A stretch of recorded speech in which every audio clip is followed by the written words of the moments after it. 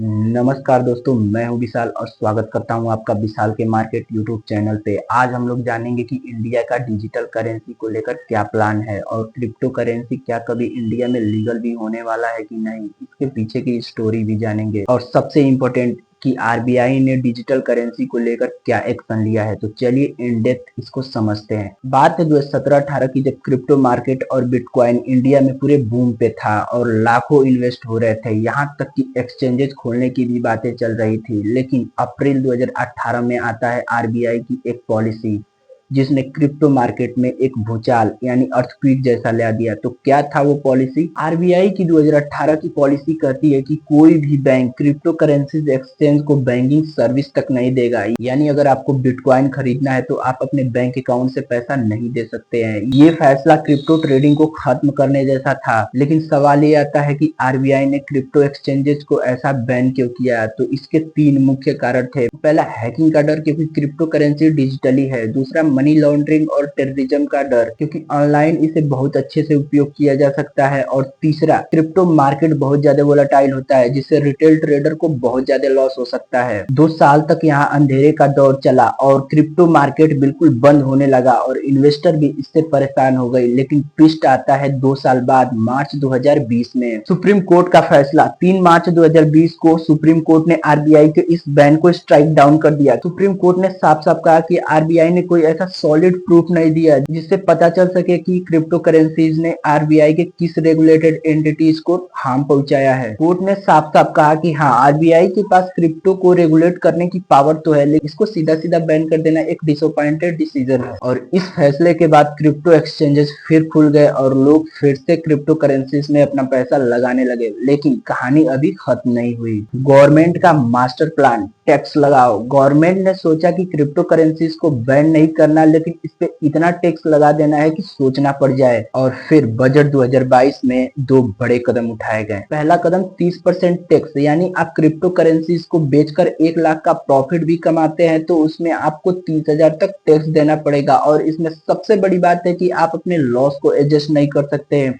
यानी किसी ट्रेड में आपने 1 लाख कमाया और दूसरे ट्रेड में 50,000 गवा दिया, लेकिन आपको वो 50,000 लॉस एडजस्ट नहीं करना है। आपको 1 लाख पे 30,000 टैक्स देना ही होगा। और दूसरा कदम 1% टीडीएस, यानी कि हर ट्रांजेक्शन पे 1% टीडीएस। यानी आप जब भी क्रिप्टो करेंसी बाई या सेल करेंगे पहले ही 1% टीडीएस कट जाएगा। ये छोटे छोटे ट्रेड करने वालों के लिए बहुत भारी साबित होने वाला था। अब बात करते हैं गवर्नमेंट की अपनी डिजिटल करेंसी के बारे में। तो आरबीआई ने अपना डिजिटल करेंसी लॉन्च करने का प्लान बनाया है। यानी एक तरफ तो क्रिप्टो एक्सचेंजेस को टैक्सेस से दबाते रहो और दूसरी तरफ अपना डिजिटल करेंसी लॉन्च करने का एक मास्टर प्लान बनाया। सबसे पहले तो समझते हैं कि डिजिटल करेंसी क्या है। सोचिए कि आपके पास 100 रुपए आ जाए डिजिटल फॉर्म में और उसकी वही वैल्यू हो और वही वो आरबीआई गाइडलाइन के तहत हो। लेकिन ट्विस्ट बस इतना हो कि वो आपके मोबाइल वॉलेट में हो और उसका यूज आप वैसे ही कर सके। तो कितना इंटरेस्टिंग होगा। इंडिया की डिजिटल करेंसी ऑफलाइन है, यानी कि जैसे आप यूपीआई पेमेंट करते हैं वैसे ही आप एक टैप में भी पेमेंट कर लेंगे, लेकिन वो ऑफलाइन होगा।